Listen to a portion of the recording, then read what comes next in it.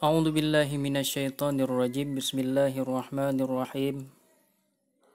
Qala al-musannifu wal muallifu rahimahullahu ta'ala nafa'anallahu bi'ulumihi amin ya rabbal alamin. Subhanaka la ilma lana illa ma 'allamtana innaka antal alimul hakim wa la haula wa la quwwata illa billahil aliyyil azim. Fahazihi waraqatun qalilatun tashtamilu ala ma'rifati fusulin min usulil fiqhi yantafi'u bihal mubtadi wa ghairuh.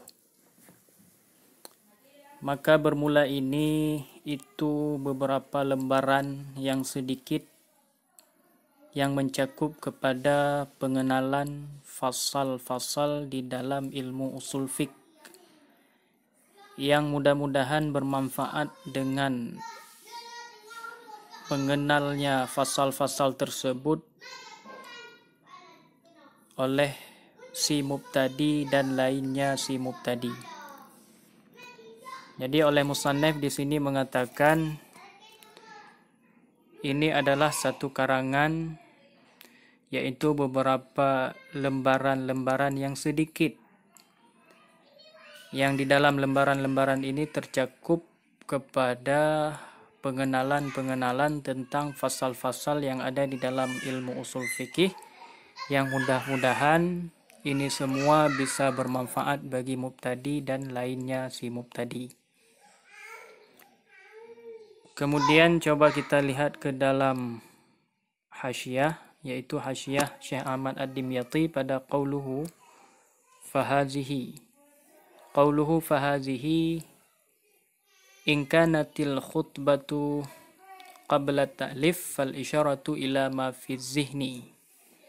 Jadi jadi penggunaan ini adalah seharusnya isyarah kepada sesuatu yang ada pada kharit.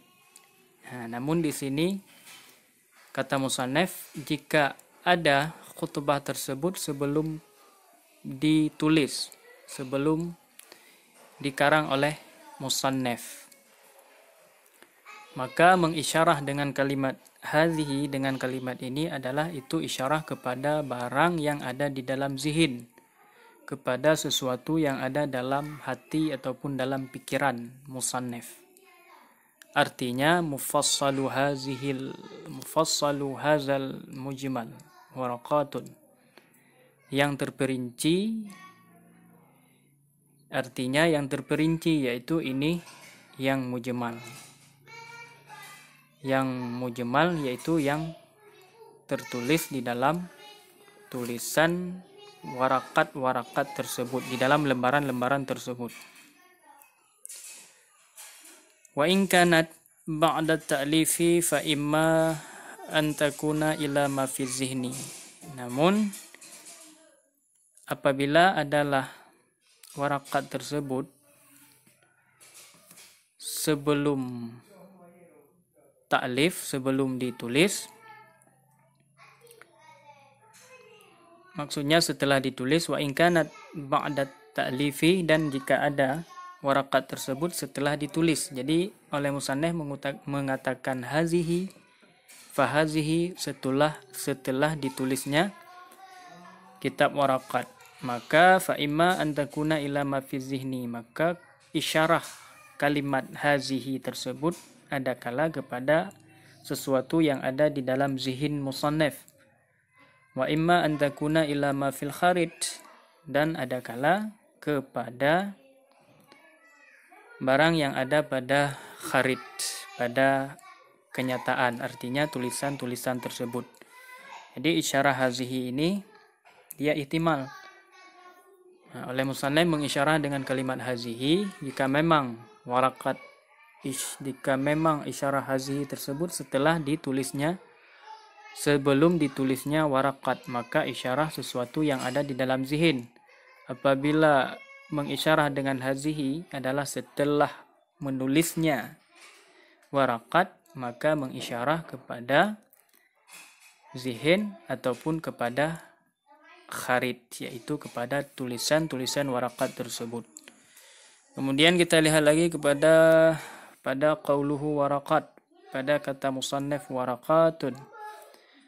Sannafahul imamul Al-Alim Al-Allamah Abul Ma'ali Abdul Malik bin Yusuf bin Muhammad Al-Juwaini Al-Iraqi Asy-Syafi'i telah mengarang akan warakat tersebut oleh Imam Haramain.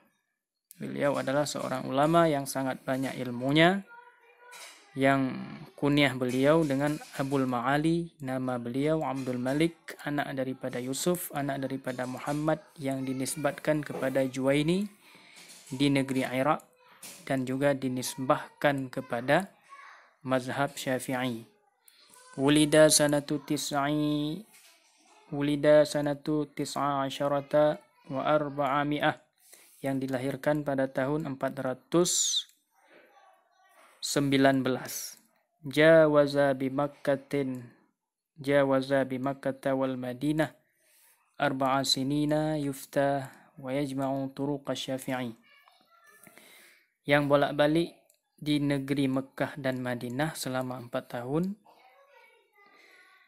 Ya, yang ketika itu beliau melakukan perjalanan antara Mekah dan Madinah adalah untuk kepentingan fatwa dan mengumpulkan pendapat-pendapat di dalam mazhab Syafi'i. Thumma ada ila Naisabur, kemudian beliau kembali ke negeri Naisabur. Fabana lahu al-wazir Nizamuddin al-Madrasah Nizamiyah. Maka ketika beliau kembali kepada negeri Naisabur, maka oleh wazir, seorang raja, Nizamuddin membangun beliau sebuah madrasah yang diberi nama Madrasah Nizamiyah.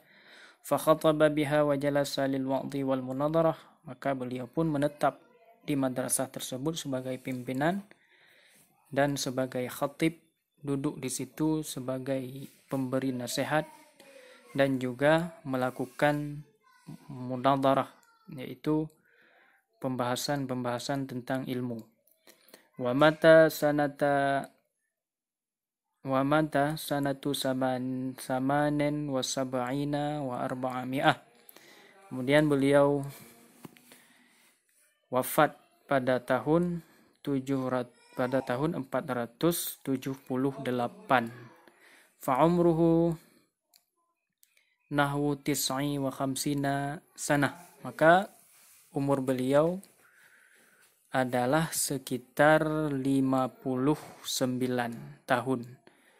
Wa uqliqatil aswaqu yauma mautihi, dan pada hari wafatnya beliau dikuncilah pasar-pasar. Nah, jadi pada ketika beliau wafat, karena beliau adalah orang yang sangat disegani oleh masyarakat dan oleh penduduk negeri di sana, maka pada hari wafatnya beliau semua pasar-pasar itu tidak dibuka, tidak terjadi jual beli karena menghormati kewafatan beliau rahimahullahu taala. Wa kana talamizatuhu yauma idzin qariban min 400, dan adalah murid beliau pada ketika itu lebih kurang sekitar 400 orang. Wa nusiba lil haramain li mujawazatihi, dan dinisbatkan bagi haramain karena beliau bolak-balik di antara haramain yaitu Mekah dan Madinah. Li mujawaratihi bihima, karena bolak-baliknya beliau dengan haramain yaitu Mekah dan Madinah. Wa kaza fi Shinwani ala Abdissalam, begitu yang tertera di dalam kitab Shinwani, syarah kepada kitab Al-Imam Abdissalam. Wa fi hasyiyati Syekhina ala Kifayatil Awam, dan terdapat di dalam hasyiyah Syekhina, kata Syekh Ahmad Ad-Dimyati, yaitu kitab hasyiyah syarah kepada kitab Kifayatul Awam. Waluqiba bizalika, dan dinisbatkan dengan demikian, yaitu dengan Imam Haramain, ai bi Imamil Haramain, dilaqabkan dengan Imam Haramain, linhisari ifta'il haramil makki wal madani fihi.